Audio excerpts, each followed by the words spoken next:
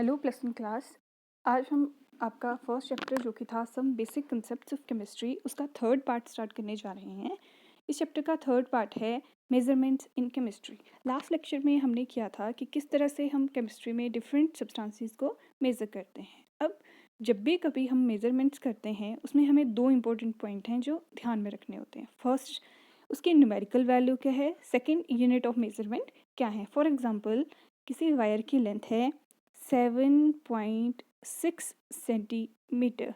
तो 7.6 क्या है हमारी, ये न्यूमेरिकल वैल्यू है और यूनिट क्या है इसकी, सेंटीमीटर। ये है इसकी यूनिट ऑफ मेजरमेंट। ये दो चीज़ें हमने किसी भी मेजरमेंट में हमेशा ध्यान रखनी होती है।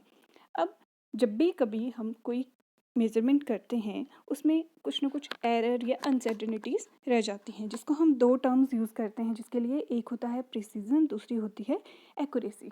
प्रिसीजन का मतलब हुआ how closely repeated values match each other, और एक्यूरेसी होता है how closely a measurement matches the correct और एक्सपेक्टेड वैल्यू। फॉर एग्जाम्पल, हमने क्या किया, कोई रोड थी जिसकी लेंथ थी 8.2 सेंटीमीटर। तीन अलग अलग लोगों को हमने बोला, उनको एक स्केल दी कि आपने इसकी लेंथ मेज़र करनी है। ए ने इसकी लेंथ मेज़र की 8.1 सेंटीमीटर, बी ने इसकी लेंथ जो मेज़र की वो की 8.2 सेंटीमीटर, सी ने इसकी लेंथ मेज़र की 8.3 सेंटीमीटर। अब हमने जो स्केल यूज़ की थी उसका जो लीस्ट काउंट था वो था सिर्फ 0.1। लीस्ट काउंट का मतलब वो सिर्फ डेसिमल के एक प्लेसेस तक ही मेज़रमेंट कर सकता था, डेसिमल के 2 प्लेसेस तक मेज़रमेंट नहीं कर सकता था। बट क्योंकि एग्जैक्ट लेंथ उसकी 8.2 सेंटीमीटर थी तो हमने कंसीडर कर लिया कि बी की वैल्यू क्या है, एक्यूरेट है, क्योंकि 8.2 सेंटीमीटर उसकी लेंथ थी और बी की लेंथ भी कितनी आई है, 8.2 सेंटीमीटर। तो ये आ गई हमारी एक्यूरेट वैल्यू। दूसरी, एक्चुअल लेंथ जो स्केल की थी वो थी 8.24 सेंटीमीटर। जो रोड हमारे पास थी उसकी एक्चुअल लेंथ कितनी थी, 8.24 सेंटीमीटर।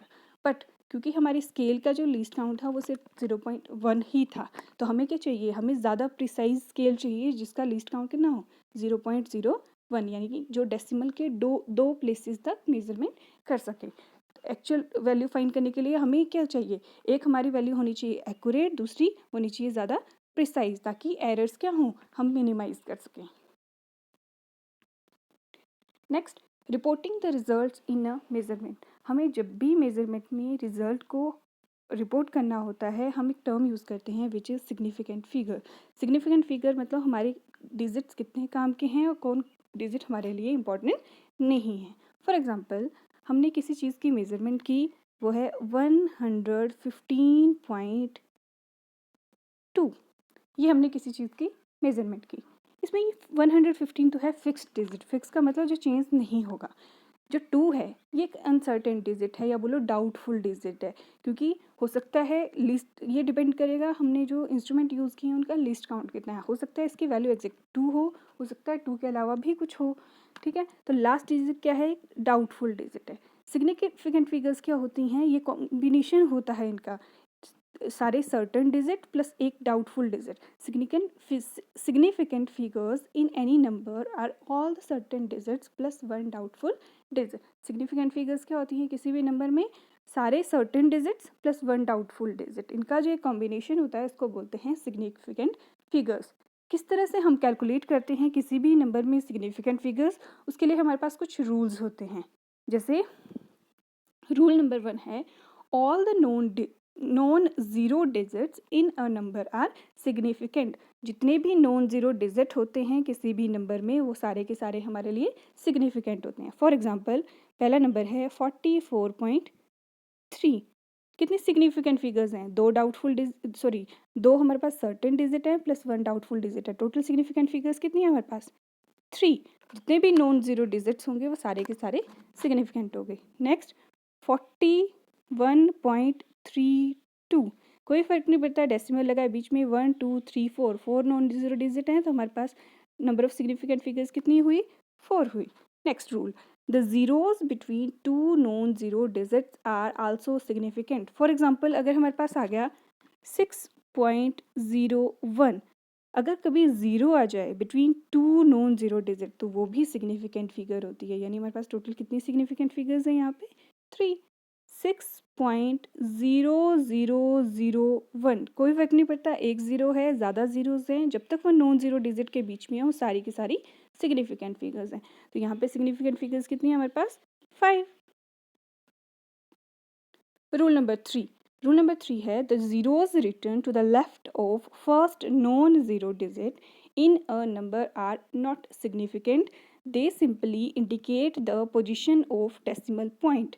बोला कि जब भी कभी ज़ीरोज़ लिखी हों left of first non zero digit in a number, वो हमेशा वो सिग्निफिकेंट नहीं होती हैं। फॉर एग्ज़ाम्पल एक नंबर हमारे पास 0.523, first non digit zero digit हमारे पास 5, इसके लेफ्ट साइड को जितनी भी ज़ीरो लिखी होंगी हमारे लिए सिग्निफिकेंट नहीं होंगी। तो हमारे पास यहाँ पे सिग्निफिकेंट फिगर्स कितनी है? 1 2 3। हमारे पास सिर्फ कितनी सिग्निफिकेंट फिगर्स हैं? 3। नेक्स्ट 0.0051, अगेन जितनी भी लेफ्ट साइड को ज़ीरोज़ आएंगी फर्स्ट नॉन ज़ीरो डिजिट के, वो सारी नॉन सिग्निफिकेंट हैं। तो यहाँ पे कितनी सिग्निफिकेंट फिगर्स हैं हमारे पास? Only 2। Rule number 4, all the zero placed to the right of a decimal point in a number are significant। अगर बाई चांस ज़ीरो आ जाएं राइट साइड को, जैसे 5.0, 5.0 होता ये 5 ही है, बट क्योंकि राइट साइड को जितनी भी ज़ीरोज़ लिखी हैं वो सारी सिग्निफिकेंट होती हैं, इसलिए इसमें नंबर ऑफ सिग्निफिकेंट फिगर्स कितनी हुई? 2। 5.00, यहाँ पे चाहे 2 ज़ीरोज़ लग जाएंगी उनको भी हम काउंट करेंगे। नंबर ऑफ सिग्निफिकेंट फिगर्स कितनी हुई? 3। ये 4 रूल्स हैं हमारे जो बेसिकली हम नंबर ऑफ सिग्निफिकेंट फिगर्स को फाइंड करने के लिए यूज़ करते हैं। नेक्स्ट जो हमारे पास चीज़ है वो है साइंटिफिक नोटेशन और एक्सपोनेंशियल नोटेशन। साइंटिफिक नोटेशन का मतलब लार्ज क्वांटिटीज़ को हम किस तरह से साइंटिफिक टर्म्स में लिखते हैं। Numbers are written in the form n into 10⁻n। इस फॉर्म में हम नंबर्स को लिखते हैं।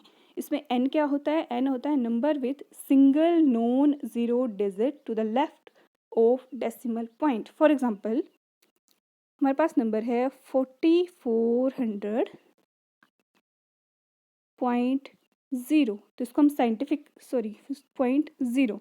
हम साइंटिफिक नोटेशन में कैसे लिखेंगे? हम n की वैल्यू लिखेंगे इस तरह से कि डेसिमल के लेफ्ट को सिर्फ एक ही नॉन ज़ीरो डिजिट आए, यानी 4.04, बाकी की ज़ीरो को हम इग्नोर भी कर सकते हैं, मल्टीप्लाई बाय 10⁻⁴। अब डेसिमल यहाँ पे था, उसको हमने लेफ्ट साइड को मूव किया 1 2 3 4, हमने 4 पॉइंट्स लेफ्ट को मूव किया तो उसकी पावर आएगी +4। जब भी हम लेफ्ट को डेसिमल को मूव करते हैं पावर हमेशा प्लस में आती है। अगर ये नंबर होता है 0.000404, तो हम इसको क्या लिखते? 4.04, क्योंकि हमें साइंटिफिक नोटेशन में क्या चाहिए? डेसिमल के राइट जो मतलब लेफ्ट साइड को एक ही नॉन ज़ीरो डिजिट चाहिए। इस बार हमने डेसिमल को 1 2 3 4 प्लेसेस राइट को मूव किया है, तो इसकी पावर हो जाएगी इंटू 10⁻⁻4। डेसिमल को अगर राइट को मूव करते हैं तो पावर होती है माइनस में, अगर डेसिमल को लेफ्ट में मूव करते हैं तो उसकी पावर होती है प्लस में। इनको बोलते हैं साइंटिफिक नोटेशन, जब हम नंबर्स को n इंटू 10⁻n की फॉर्म में लिखते हैं। अब एक और चीज़, जब भी कभी साइंटिफिक नोटेशन में हमने लिख दिया और अब हमें number of significant figures find करनी है, तो हम क्या करते हैं? एक्सपोनेंशियल टर्म को इग्नोर करते हैं, उसके नंबर ऑफ सिग्निफिकेंट फिगर्स को हम काउंट नहीं करते हैं। हम सिर्फ स्टार्टिंग नंबर देखेंगे, यानी सिर्फ कैपिटल N की वैल्यू देखेंगे। 4.04, कितनी सिग्निफिकेंट फिगर्स हैं हमारे पास? 3। तो इसका मतलब एक्सपोनेंशियल टर्म को आपने काउंट नहीं करना है। नेक्स्ट है कैलकुलेशंस इन्वॉल्विंग सिग्निफिकेंट फिगर्स। अगर हमें सिग्निफिकेंट फिगर्स में कैलकुलेशंस करनी होती है तो हम किस तरह से करते हैं? मेनली 2 तरह से इसमें कैलकुलेशंस होती है। एडिशन एंड सब्ट्रैक्शन के लिए सेम रूल फॉलो होता है और मल्टीप्लिकेशन एंड डिवीजन के लिए सेम रूल फॉलो होता है।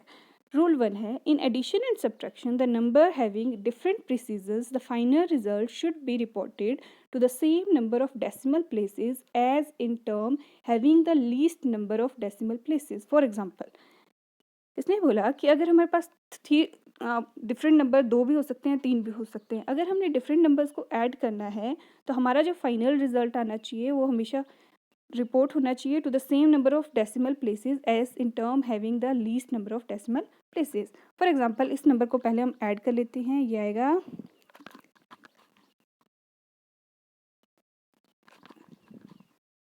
12.06, तीनों नंबर्स को ऐड किया, ये आ गया हमारे पास 12.06। अब हमने क्या करना होता है एडिशन में, पहले देखना है डेसिमल के बाद किसमें कितने डिजिट है। यहाँ पे हमारे पास 2 डिजिट हैं, यहाँ पे हमारे पास 1 डिजिट है, यहाँ पे हमारे पास 2 डिजिट हैं। अब जब भी एडिशन या सब्ट्रैक्शन होती है, रिजल्ट हमेशा उस टर्म में आता है जिसके पास सबसे कम नंबर ऑफ डिजिट हैं डेसिमल के बाद। यहाँ पे सिर्फ एक ही डिजिट है डेसिमल के बाद, तो हमारे आंसर में भी डेसिमल के बाद कितने डिजिट आएंगे, ओनली 1 ही डिजिट आएगा। तो इसका मतलब हमें 6 को क्या करना पड़ेगा, 6 को हमें हटाना पड़ेगा। जब हम 6 को हटाएंगे तो हमारा आंसर आएगा 12.1। क्यों आया, क्योंकि हमने इसकी की राउंडिंग ऑफ। राउंडिंग ऑफ में क्या होता है, जब भी नंबर हमने रिमूव करना है वो ग्रेटर देन 5 होता है, तो हम प्रीवियस नंबर में कितना ऐड कर देते हैं, 1 ऐड कर देते हैं। आपने मैथ्स में भी ये यूज़ किया होगा, इसको बोलते हैं राउंडिंग ऑफ। तो हमारा आंसर कितना आया, 12.1। और डेसिमल के बाद हमने एक डिजिट इसलिए लिया क्योंकि हमारे पास जब एडिशन में 3 नंबर्स थे, उसमें जो सबसे कम नंबर थे डेसिमल में, जिसके पास सबसे कम नंबर होंगे डेसिमल में, रिजल्ट हमेशा उसी को देख के कंसीडर किया जाता है। अब किस तरह से हम राउंडिंग ऑफ करते हैं सिग्निफिकेंट फिगर्स में। The digits that are not significant have to be remove. Rounding off का मतलब जो डिजिट हमारे लिए ज़रूरी नहीं है उनको हमने रिमूव कर देना है। Rule number 1, if the digit to be dropped is more than 5 then add to the preceding significant digit और figure and drop all the other digit which follows it. For example अभी हमने किया 12.06, हमें decimal के बाद सिर्फ एक digit चाहिए था, वो था 0। अब हमने क्या करना है, जिस डिजिट को रिमूव करना है, हमने रिमूव करना है 6 को। अगर वो है मोर देन 5 तो हम क्या करेंगे, पीछे वाले नंबर में 1 ऐड कर देंगे, वो आ गया 12.1। ये था rule 1। Rule 2, if the digit to be dropped is less than 5 then it is digited as such without bringing any change in the preceding significant digit. दूसरा, अगर ये नंबर होता लेस देन 5 तो हम लेस देन 5 होता, जैसे 4 है तो हम इसको एज इट इज़ रिमूव कर देते, 12.0, ये हमारा आंसर आता। ठीक है, अगर लेस देन 5 है तो हम कोई चीज़ नहीं लाते हैं, अगर मोर देन 5 है तो हम 1 ऐड कर देते हैं। अगर ये होता 5, if the digit to be dropped is 5 then the preceding digit may be left unchanged if it is even and may be increased by 1 in case it is odd। अब अगर हमारे पास डिजिट होता 12.15, हमें डेसिमल के बाद सिर्फ एक ही digit चाहिए, यानी हमने 5 को क्या करना है, रिमूव करना है। जिस नंबर को रिमूव करना है, अगर वो 5 है तो हमने देखना है कि पीछे वाला नंबर इवन है या ओड है। अगर वो ओड नंबर है तो उसमें एक ऐड कर देते हैं, ये हो जाएगा 12.2। पर अगर ये नंबर होता इवन, 12.25 लिखा मैंने, अब 5 को रिमूव करना है, अगर पीछे वाला नंबर इवन है तो उसको एज इट इज़ लिख देते हैं, उसमें कोई चेंज नहीं लाते हैं। ओड नंबर होगा तो 1 ऐड कर देंगे, इवन नंबर होगा तो उसको एज इट इज़ लिख देंगे। ये है राउंडिंग ऑफ के 3 मेन रूल्स। अब एडिशन एंड सब्ट्रैक्शन हमने देख ली, अब देखते हैं मल्टीप्लिकेशन एंड डिवीजन में क्या होता है। In multiplication or division, the final result should be reported up to same number of significant figures as present in least precise number। हमने क्या करना है, फॉर एग्जाम्पल हमने दो नंबर्स को मल्टीप्लाई किया, 2.2120 एंड 0.011। इसमें number of significant figures count करनी है। इसमें नंबर ऑफ सिग्निफिकेंट फिगर्स हैं 5, इसमें नंबर ऑफ सिग्निफिकेंट फिगर्स हैं 2। इन दोनों को मल्टीप्लाई किया, आंसर आया 0.024332। ये हमारा आंसर आया दोनों को मल्टीप्लाई करके। अब जब भी कभी हमें कैलकुलेशंस करते हैं, हम मल्टीप्लिकेशन और डिवीज़न करते हैं सिग्निफिकेंट फिगर्स देखने के लिए, तो हम क्या करते हैं, जिसके पास कम नंबर ऑफ सिग्निफिकेंट फिगर्स हैं, रिजल्ट में हमेशा उतनी ही सिग्निफिकेंट फिगर्स रहनी चाहिए। यह है 0.024332, तो हमारे पास आंसर कितना रह जाएगा, सिर्फ 0.024, क्योंकि हमने क्या करना है, सिर्फ 2 ही सिग्निफिकेंट फिगर्स चाहिए अपने आंसर में। क्यों, क्योंकि हमें हमेशा क्या देखना है, दोनों को कंपेयर करना है। दोनों नंबर्स में जिसके पास least number of significant figures होंगी, हमारे आंसर में भी हमेशा उतनी ही सिग्निफिकेंट फिगर्स आएंगी। ये है मल्टीप्लिकेशन और डिवीज़न। अब जो मैंने आपको मल्टीप्लिकेशन और एडिशन करा दी है, आपने डिवीज़न और सब्ट्रैक्शन के क्वेश्चंस खुद ट्राई कर रहे हैं। बाकी रेस्ट जो होगा वो हम नेक्स्ट लेक्चर में करेंगे। That's all for today, thank you.